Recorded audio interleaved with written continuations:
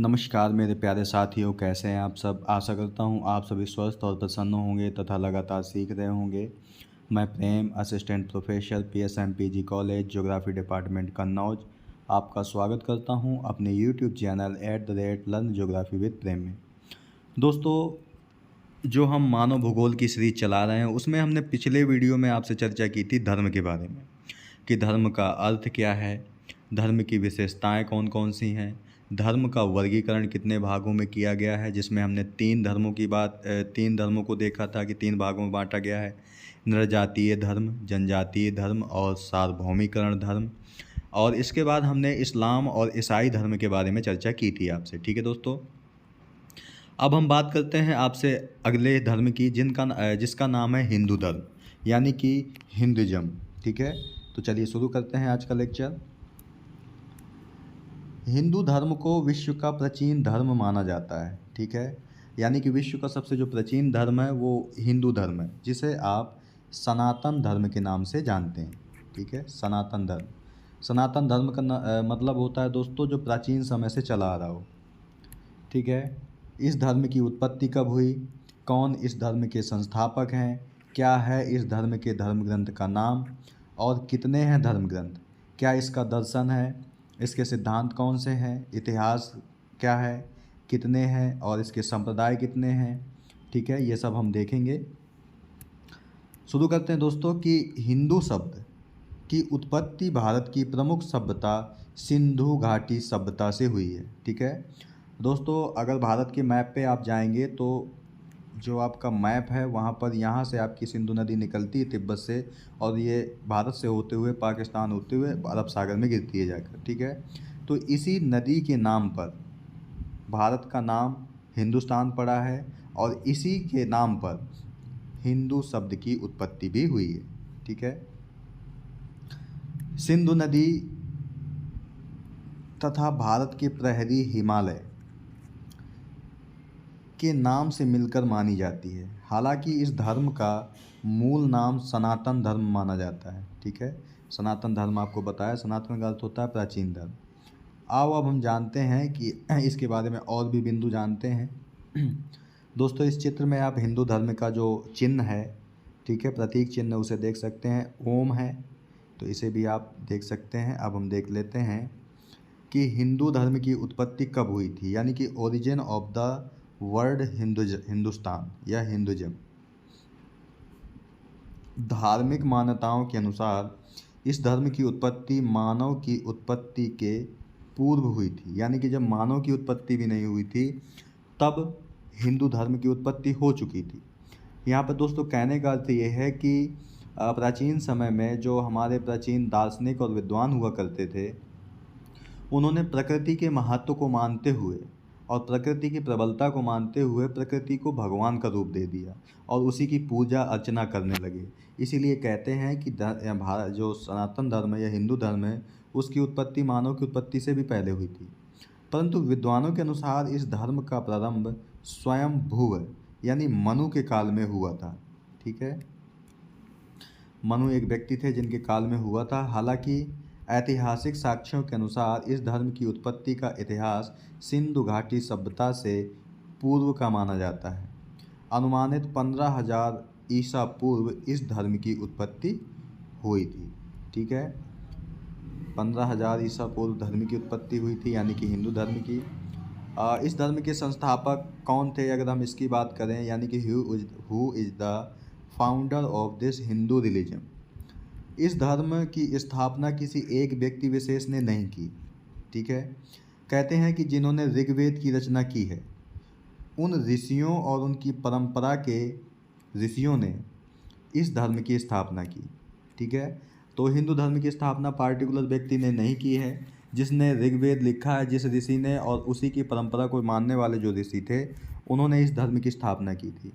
जिनमें कौन थे? ब्रह्मा, विष्णु, शिव, अग्नि, आदित्य आदित्य आदित्य का मतलब होता है दोस्तों सूर्य, वायु और अंगिरा। अंगिरा का मतलब होता है दोस्तों एक तरीके से आग ही होता है, का नाम प्रमुखता से लिया जाता है। ठीक है, इनके साथ ही प्रारंभिक सप्त ऋषियों का नाम लिया जाता है। ठीक है, सप्त ऋषि मतलब 7 ऋषियों का समूह। ब्रह्मा जो कि ईश्वर थे से सुनकर हजारों वर्ष पहले जिन्होंने वेद सुनाए वही इसके संस्थापक माने जाते हैं। हिंदू धर्म में वेद की वाचिक परंपरा का परिणाम है, यानी वाचिक मतलब बोलने वाली परंपरा का परिणाम है। गीता में श्री कृष्ण कहते हैं कि जब जब धर्म की हानि होगी, श्री कृष्ण गीता में कहते हैं कि जब जब धर्म की हानि होगी मैं धर्म स्थापना के लिए आऊँगा। ठीक है। हिंदू धर्म के धर्म ग्रंथों की अगर बात करें, यानी कि हिंदू जो स्क्रिप्टर्स हैं आपके, हिंदू धर्म के पवित्र ग्रंथ को दो भागों में बांट सकते हैं, श्रुति और स्मृति। ठीक है। जो हिंदू धर्म के पवित्र ग्रंथ हैं वो दो हैं, श्रुति और स्मृति। श्रुति के अंतर्गत वेद और स्मृति के अंतर्गत पुराण, महाभारत, रामायण और स्मृतियाँ आदि आते हैं। ठीक है। तो समझ गए होंगे आप कि श्रुति के अंतर्गत वेद आते हैं और स्मृतियों के अंतर्गत पुराण, महाभारत, रामायण और स्मृतियाँ आती हैं। वेद ही धर्म ग्रंथ हैं। धर्म ग्रंथ कौन है? वेद। और वेद कितने हैं आपके? 4, ऋग्वेद, यजुर्वेद, सामवेद और अथर्ववेद, 4 हैं। और ठीक है, अगर आपसे पूछे कोई कि सबसे पुराना वेद कौन सा है तो ऋग्वेद है, और सबसे नया वेद यानी कि आधुनिक कौन सा है तो वो अथर्ववेद है। ठीक है। वेदों का सार उपनिषदों और उपनिषदों का सार गीता है, यानी कि जो वेदों का सारांश है वो उपनिषदों में मिलता है और जो उपनिषदों का सारांश है वो गीता में मिलता है। ठीक है। श्रुति को ही हम धर्म ग्रंथ मानते हैं, स्मृति को नहीं मानते। वेदों में सबसे प्रथम ऋग्वेद है, जो पहले आपको बताया, प्रथम या प्राचीन या पुराना वेद कौन सा है तो ऋग्वेद है। उसी में यजु यानी यजुर्वेद, सामवेद और अथर्ववेद का निर्माण हुआ है, यानी कि ऋग्वेद पहले लिखा गया और ऋग्वेद से ही फिर 3 अलग वेदों के निर्माण हुए। अतः ऋग्वेद ही हिंदुओं का एकमात्र धर्म ग्रंथ है। तो ये आपको याद रखना है, हिंदुओं का एकमात्र धर्म ग्रंथ ऋग्वेद है। ऋग्वेद के बाद ही अन्य वेदों की रचना हुई। इसके अलावा उपवेद भी हैं। ऋग्वेद का उपवेद आयुर्वेद है, यजुर्वेद का धनुर्वेद है उपवेद। ठीक है। तो ये आपको याद रखना है कि उपवेद भी हैं इन 4 वेदों के। ऋग्वेद का आयुर्वेद, यजुर्वेद का धनुर्वेद, सामवेद का गंधर्व वेद और अथर्ववेद का स्थापत्य वेद। ये क्रमशः चारों वेदों के उपवेद बतलाए गए हैं। ठीक है। तो ये भी आपको याद रखना है। अब हम देख लेते हैं हिंदू धर्म का दर्शन क्या है, यानी कि फिलॉसफी ऑफ हिंदुइज्म। हिंदू दर्शन मोक्ष पर आधारित है, यानी कि हिंदू धर्म मानता है कि जो मनुष्य का अंतिम लक्ष्य है वो क्या है? मोक्ष प्राप्त करना। ब्रह्मांड में आत्माएं असंख्य हैं जो शरीर धारण कर जन्म मरण के चक्कर में घूमती रहती हैं। आत्मा का अंतिम लक्ष्य मोक्ष प्राप्त करना है। ठीक है। और जो मोक्ष है वो सिर्फ भक्ति, ज्ञान और योग से ही प्राप्त हो सकता है। यही सनातन पथ है, यानी कि सनातन धर्म का जो मार्ग है वो क्या है? आत्मा का मोक्ष प्राप्त करना। और वो कैसे कर सकती है? भक्ति, ज्ञान और योग के माध्यम से कर सकती है। तत्व ज्ञान हमें ईश्वर, जो यानी कि तत्व ज्ञान है हमें, वो ईश्वर, आत्मा, ब्रह्मांड, पुनर्जन्म और कर्मों के सिद्धांत के बारे में बताता है।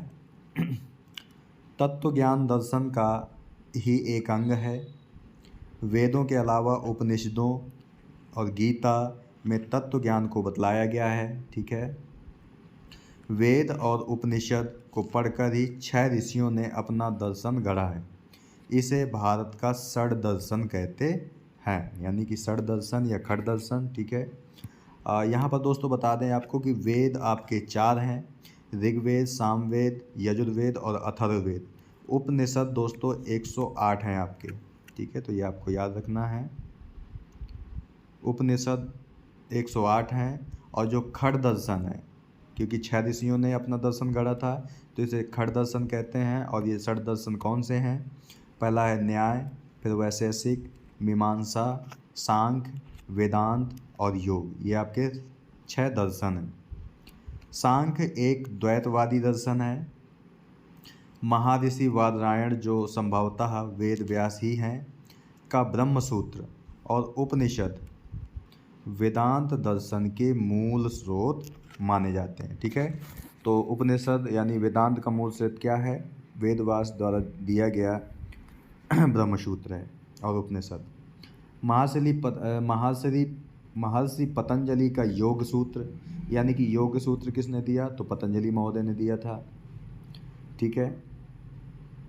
योग दर्शन का प्रथम व्यवस्थित और वैज्ञानिक अध्ययन है। वैशेषिक दर्शन के प्रणेता महर्षि कणाद थे।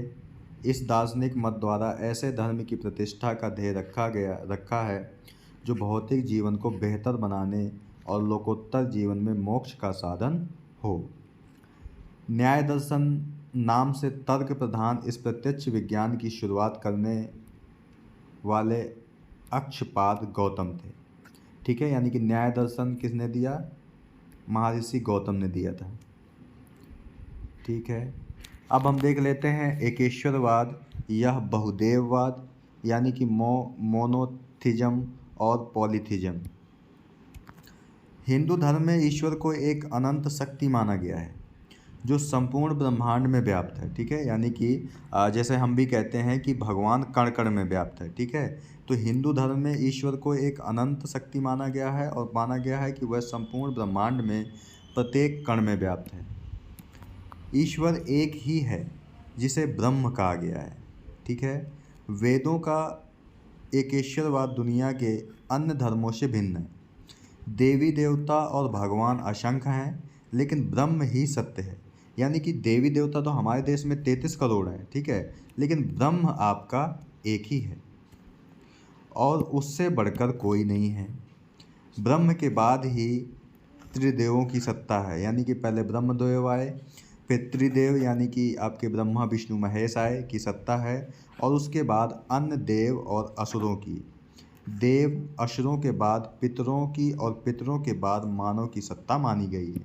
ठीक है, तो समझ गए होंगे आप। सबसे पहले ब्रह्म की सत्ता है, फिर ब्रह्मा विष्णु महेश यानी त्रिदेवों की सत्ता है, इसके बाद असुरों की सत्ता है, फिर इसके बाद पितरों की सत्ता है, और पितरों के बाद मानव की सत्ता मानी गई है। ठीक है, इसके बाद देखते हैं हिंदू धर्म का सिद्धांत क्या है, यानी कि डॉक्ट्रिन और प्रिंसिपल ऑफ हिंदुइज्म। हिंदू धर्म के यूँ तो कई सिद्धांत हैं, परंतु 10 सिद्धांत प्रमुख हैं। देख लेते हैं हिंदू धर्म में कौन कौन से 10 सिद्धांत हैं। पहला है खष्ट कर्म का सिद्धांत, नित्य नैमित्य, काम्य निष्काम्य, संचित और निषिद्ध। ठीक है, ये आपके कर्म का सिद्धांत है। पंच ऋण का सिद्धांत, देव ऋषि पितृ अतिथि जीव ऋण। ठीक है, पुरुषार्थ का सिद्धांत यानी धर्म अर्थ काम मोक्ष, या काम क्रोध अर्थ मोक्ष कहते हो आप। ठीक है, अध्यात्मवाद का सिद्धांत, आत्मा की अमरता का सिद्धांत। ठीक है, तो सिद्धांत कौन कौन से अभी देखे आपने? कर्म का सिद्धांत, ऋण का सिद्धांत, पुरुषार्थ का सिद्धांत, अध्यात्मवाद का सिद्धांत, आत्मा की अमरता का सिद्धांत। ठीक है, ब्रह्मवाद का सिद्धांत, आश्रम का सिद्धांत। आश्रम मतलब कौन कौन से? ब्रह्मचर्य, गृहस्थाश्रम, वानप्रस्थ और संन्यास आश्रम। मोक्ष का सिद्धांत यानी मोक्ष के मार्ग का सिद्धांत, व्रत और संध्या वंदन का सिद्धांत, और अवतारवाद का सिद्धांत। तो हिंदू धर्म में कितने सिद्धांत बताए गए हैं? 10। ठीक है, इसके बाद हम देख लेते हैं हिंदू संप्रदाय कौन से, यानी कि हिंदू सेक्टर। इसमें आपके वैदिक यानी कि स्रोत परंपरा, आर्य समाज, ब्रह्म समाज आदि। ठीक है, इसके बाद शैव, पशुपत, आगमिक, रसेश्वर, महेश्वर, कश्मीरी शैव, वीर शैव, तमिल शैव, नंदीनाथ, कालदमन, कोल, लकुलीश, कपालिक, कालामुख, लिंगायत, अघोरपंथ, दशनामी, नाथ, निरंजनी संप्रदाय नाथ संप्रदाय से संबंधित हैं। ठीक है, शैव सिद्धांत संप्रदाय, सिद्ध संप्रदाय, श्रौत शैव सिद्धांत संप्रदाय यानी कि शैवाद्वैत या शिव विशिष्टाद्वैत आदि। ठीक है, इसके बाद एक शाक्त संप्रदाय है जिसमें श्रीकुल, कालीकुल आदि जो सभी देवियों के उपासक हैं। यानी कि जो सभी देवियों के उपासक हैं उसे शाक्त समुदाय माना जाता है। वैष्णव संप्रदाय, ठीक है, जिसमें भागवत, दैत्तात्रेय संप्रदाय, सौर संप्रदाय, पांच रात्र मत, वैरागी, दास, रामानंद, रामावत संप्रदाय, वल्लभाचार्य का रुद्र या पुष्टि मार्ग, निम्बकाचार्य का सनक संप्रदाय, आनंदी तीर्थ का ब्रह्म संप्रदाय, ठीक है, माध्यव, राधा वल्लभ, सखी, चैतन्य गौड़ीय, वैखानस संप्रदाय, राम स्नेही संप्रदाय, कामड़िया पंथ, नामदेव का वरकारी संप्रदाय, पंच सखा संप्रदाय, अंकधारी, तेंकलय, वडकलय, परिणामी संप्रदाय अथवा परिणामी संप्रदाय, दामोदरिया निजानंद संप्रदाय, कृष्ण परिणामी संप्रदाय, उद्धव संप्रदाय, स्वामी नारायण एक शरण समाज, श्री संप्रदाय, मणिपुरी वैष्णव, प्रार्थना समाज, रामानुज का श्री वैष्णव, रामदास का परमार्थ आदि संप्रदाय आते हैं इसमें, ठीक है। पांचवा है आपका स्मार्त संप्रदाय, जो स्मृतियों पर आधारित है। ये पंच देवों के उपासक हैं, यानी कि जो पंच देवों के उपासक हैं वो स्मृति संप्रदाय पर आधारित हैं। पंचदेव अर्थात सूर्य, विष्णु, दुर्गा, गणेश और शिव।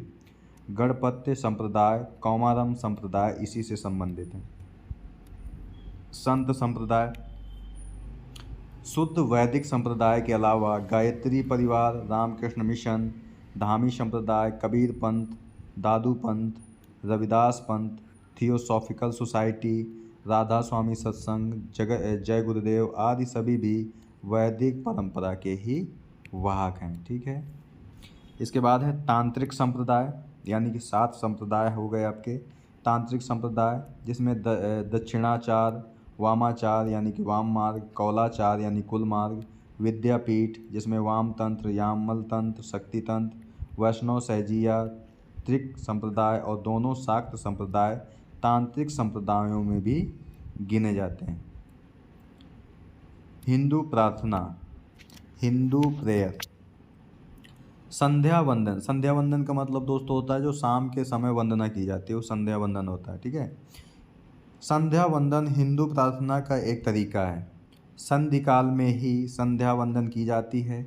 संधि 8 वक्त की होती है, उसमें से सूर्य उदय और अस्त अर्थात 2 वक्त की संधि महत्वपूर्ण है। प्रार्थना के कई तरीके हैं, जैसे पूजा आरती करना, भजन कीर्तन करना, संध्या उपासना करना, ध्यान साधना आदि प्रमुख हैं। हिंदू तीर्थ और मंदिर, हिंदू पिलग्रिमेज एंड टेम्पल। तीर्थों में 4 धाम, ठीक है, जो तीर्थ हैं हमारे यहाँ उसमें 4 धाम आते हैं आपके, ठीक है, और 12 ज्योतिर्लिंग, ठीक है। ज्योतिर्लिंग मतलब जो भोले यानी शिव से संबंधित हैं, वो 12 ज्योतिर्लिंग हैं। अमरनाथ, कैलाश, मानसरोवर, 52 शक्तिपीठ और सप्तपुरी की यात्रा का ही महत्व है। अयोध्या, मथुरा, काशी, जगन्नाथ, प्रयाग तीर्थों में सर्वोच्च हैं, ठीक है। यानी कि तीर्थ अयोध्या, मथुरा, काशी, जगन्नाथ, प्रयाग तीर्थों में सर्वोच्च हैं। प्रति गुरुवार को मंदिर जाना जरूरी है हिंदू धर्म में। पुराणों में उल्लेखित देवताओं के मंदिरों को ही मंदिर माना गया है, किसी बाबा की समाधि आदि को नहीं। यानी कि मंदिर किसे माना गया है दोस्तों, जहाँ पर कोई देवताओं के मंदिरों को ही मंदिर, यानी जहाँ पर देवता स्थापित हैं उसे ही मंदिर माना जाता है, बाबा की समाधि आदि को नहीं माना जाता है। मंदिर का अर्थ है मन से दूर एक स्थान, ठीक है। तो आपको समझना होगा कि मंदिर का अर्थ क्या है। तो मन से दूर एक स्थान, मंदिर में आचमन के बाद संध्योपासना की जाती है, ठीक है। आचमन का मतलब दोस्तों होता है कि नित्य क्रियाएं करने के बाद उपासना की जाती है। हिंदू त्योहारों को भी देख लेते हैं। हिंदू फेस्टिवल, चंद्र और सूर्य की सांकृतियों के अनुसार कुछ त्यौहार मनाए जाते हैं। मकर संक्रांति, कुंभ श्रेष्ठ पर्वों में रामनवमी, कृष्ण जन्माष्टमी, हनुमान जयंती, नवरात्रि, शिवरात्रि, दीपावली, होली, बसंत पंचमी, ओणम, पोंगल, बिहू, लोहड़ी, गणेश चतुर्थी, छठ, रक्षाबंधन, भाई दूज आदि कुछ भारतीय हिंदू धर्म में के प्रमुख त्यौहार हैं। अब हम व्रत और उपवासों को देख लेते हैं। हिंदू फास्टिंग। सूर्य संक्रांतियों में उत्सव तो चंद्र संक्रांति में व्रतों का महत्व है। यानी कि जब सूर्य संक्रांति होती है तो उसमें उत्सव मनाए जाते हैं, और जब चंद्र संक्रांति होती है तो उसमें व्रत रखे जाते हैं। उत्तरायण में उत्सव तो दक्षिणों में व्रतों का महत्व है। यानी कि उत्तर भारत में उत्सव मनाए जाते हैं तो दक्षिण भारत में व्रत रखे जाते हैं। व्रतों में एकादशी, प्रदोष और श्रावण मास की प्रमुख व्रत हैं। साधुजन चतुर्मास अर्थात श्रावण, भाद्रपद, अश्विन और कार्तिक माह में व्रत रखते हैं। हिंदू में दान पुण्य का क्या महत्व है? हिंदू चैरिटी।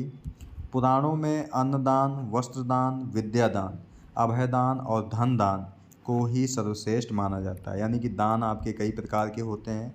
जैसे आप अनाज का दान कर सकते हैं, आप कपड़ों का दान कर सकते हैं, आपने जो सीखा है, जो ज्ञान अर्जन किया है, विद्या का दान कर सकते हैं, अभय दान कर सकते हैं, धन का भी दान कर सकते हैं, यानी कि रुपये पैसे का भी दान कर सकते हैं।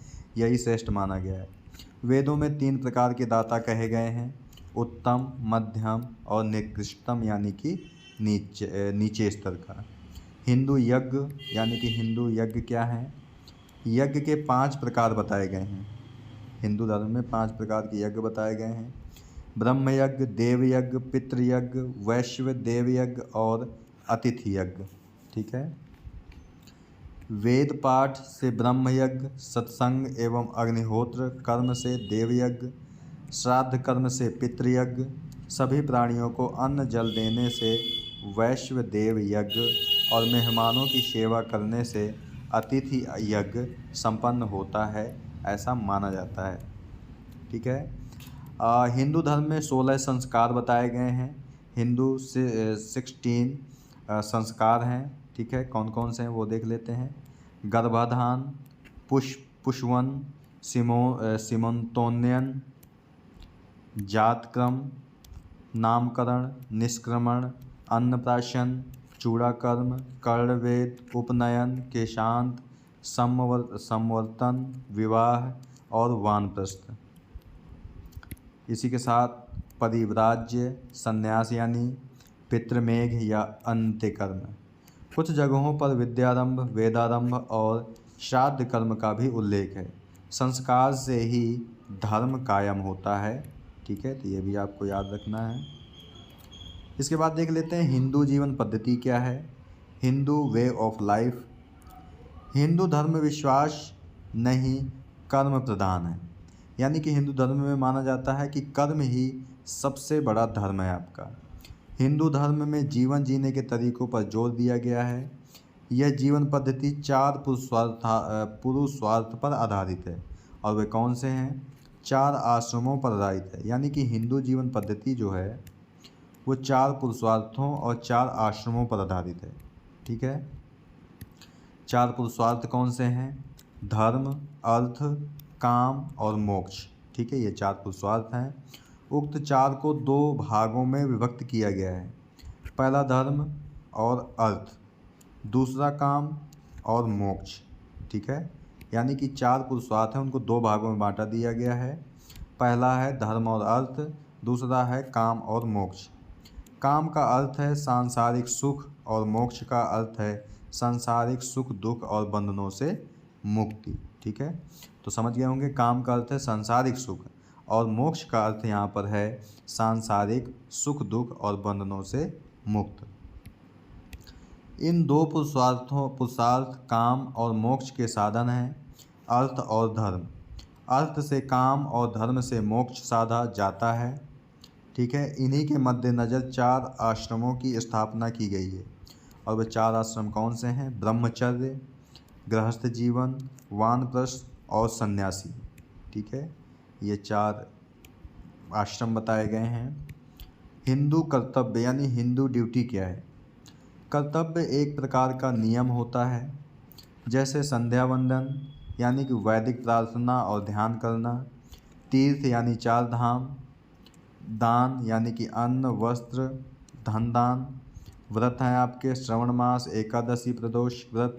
ठीक है, पर्वों में क्या बताया गया है? शिवरात्रि, नवरात्रि, मकर संक्रांति, रामनवमी, कृष्ण जन्माष्टमी और कुंभ। संस्कार आपको 16 बताए गए हैं, ठीक है। पंच यज्ञ बताए गए हैं, जिसमें ब्रह्म यज्ञ, देव यज्ञ, पितृयज्ञ, श्राद्ध कर्म, वैश्वदेव यज्ञ और अतिथि यज्ञ। देश धर्म सेवा सबसे प्रमुख है, यानी कि हमारा जो धर्म है वो बताता है कि देश की सेवा ही सबसे बड़ा धर्म है। वेद गीता पाठ किया गया है और ईश्वर प्राणिधान यानी एक ईश्वर के प्रति समर्पण को बताया गया है, ठीक है। हिंदू फिलोसफर यानी कि हिंदू अनुयायी, इस धर्म के अनुयायी विश्व के अधिकांश हिस्से में पाए जाते हैं, ठीक है। आपको यहाँ पर बता दें दोस्तों कि अगर पूरे विश्व में आप जाएंगे तो हर अगला व्यक्ति जो आपको 7वां व्यक्ति मिलेगा वो हिंदू ही मिलेगा, यानी कि हिंदू कह सकते हो, हर अगला 7वां व्यक्ति आपको भारतीय मिलेगा पूरे विश्व में, ठीक है। तो जाहिर सी बात है कि जो हिंदू धर्म के अनुयायी हैं विश्व के अधिकांश हिस्सों में पाए जाते हैं। जनसंख्या के मामले में हिंदू दुनिया का तीसरा सबसे बड़ा धर्म है, ठीक है। जनसंख्या के मामले में हिंदू तीसरा बड़ा धर्म है, जिसके अनुयायी एशिया के कई देशों में अधिक संख्या में पाए जाते हैं और नेपाल तथा भारत एक हिंदू बहुल देश हैं, ठीक है। तो आपसे ये भी पूछा जाता है कि भारत के अलावा हिंदू बहुल देश कौन सा है, तो नेपाल है, ठीक है दोस्तों। तो दोस्तों आज की वीडियो में बस इतना ही। आज हमने बात की आपसे हिंदू धर्म के बारे में और उसके अंतर्गत हमने वेद, यज्ञ, संस्कार आदि के बारे में हमने विस्तृत चर्चा की है, ठीक है दोस्तों। तो दोस्तों इस वीडियो का जो PDF है, वीडियो के डिस्क्रिप्शन बॉक्स में और पहले कमेंट में PDF का लिंक मिल जाएगा आपको, जहां से डाउनलोड करके आराम से आप पढ़ सकते हैं। मिलते हैं आपसे नेक्स्ट वीडियो में एक नए टॉपिक के साथ। तब तक के लिए नमस्कार। आप प्रसन्न रहिए, खुश रहिए, मुस्कुराते रहिए, कभी अपने लिए तो कभी अपनों के लिए। धन्यवाद। जय हिंद दोस्तों।